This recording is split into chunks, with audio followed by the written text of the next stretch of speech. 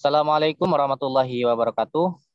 Baiklah, sebelumnya perkenalkan kami dari kelompok 7 yang beranggotakan pertama Arya Pandu Wilaksana dengan NPM 2031-2012. Kemudian yang kedua ada Kurnia Ramadan NPM 1931-2185. Kemudian yang ketiga itu ada saya sendiri Sodikin dengan NPM 2031-2074. Nah, kemudian yang terakhir yaitu ada Yoga Pratama dengan NPM 2031-2008.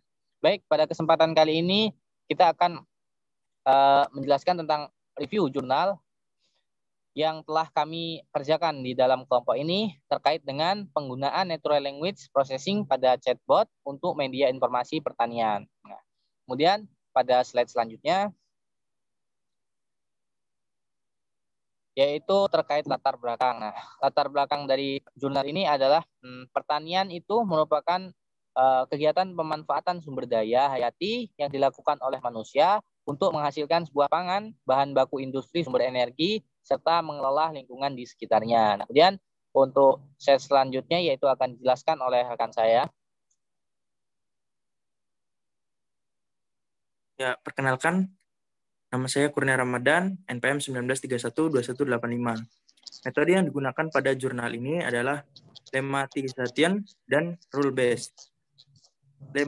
Lemmatisation adalah metode pada natural language processing yang digunakan untuk mengembalikan kata menjadi kata dasarnya yang disesuaikan dengan kamus bahasa Indonesia.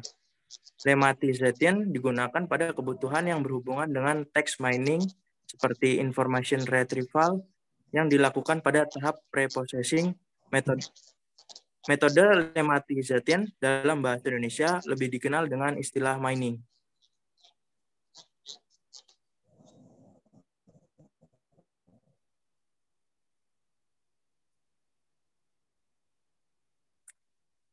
Rule-based adalah salah satu metode penerjemah bahasa alami yang menerapkan pengetahuan tata bahasa.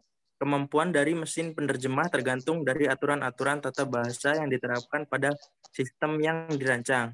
Implementasi aturan ini pun tidak ditentukan oleh suatu pola tertentu, tetapi tergantung pada aturan bahasa sumber dan bahasa target. Sistem penerjemah atau aplikasi yang dirancang pada penelitian ini adalah aplikasi penerjemah satu arah dari teks bahasa Indonesia ke teks bahasa Gorontalo. Penerapan pendekatan metode rule-based ini dimaksud untuk menangani perbedaan aturan atau kaidah bahasa Indonesia dengan bahasa Gorontalo. Selanjutnya akan dibacakan oleh rekan saya.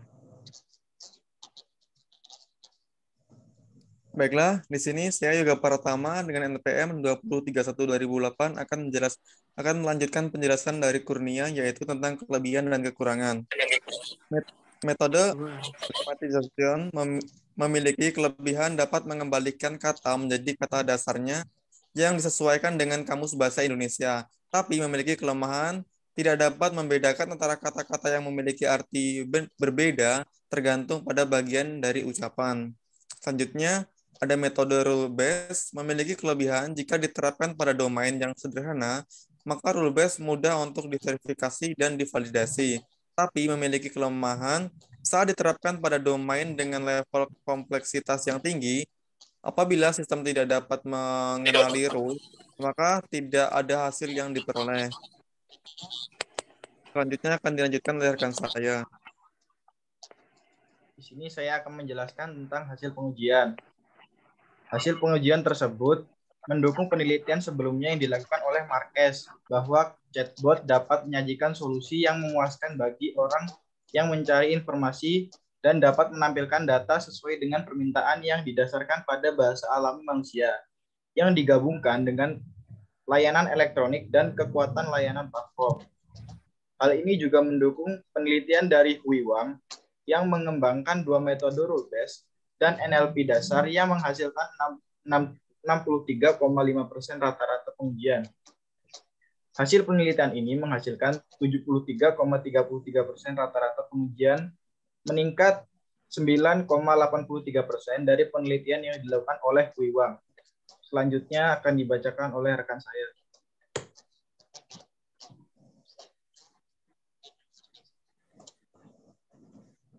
Baik, untuk yang terakhir terkait kesimpulan dari penjelasan di tadi itu dapat disimpulkan bahwa aplikasi ini mampu memparsing sebuah kalimat sebanyak rata-rata 86,12% dari pertanyaan yang telah diajukan. Kemudian dapat menjawab relasi waktu sebanyak rata-rata 70% sesuai dengan pertanyaan yang diajukan oleh user, dan juga rata-rata kemampuan menampilkan jawaban yang sesuai dengan pertanyaan itu masih 73,33%. Nah, dari hasil penelitian ini belum ada algoritma yang digunakan untuk menampung kata yang tidak terdeteksi dan kemudian dapat langsung ditambah dalam database kata dasar. Hal ini yang menyebabkan bisanya dikembangkan oleh seorang penelitinya. Mungkin demikian tadi presentasi dari kami terkait penjelasan review jurnal. Semoga apa yang kami sampaikan dapat bermanfaat untuk kita semua. Demikian dari saya. Apabila ada kesalahan mohon maaf. Kami akhiri. Wassalamualaikum warahmatullahi wabarakatuh.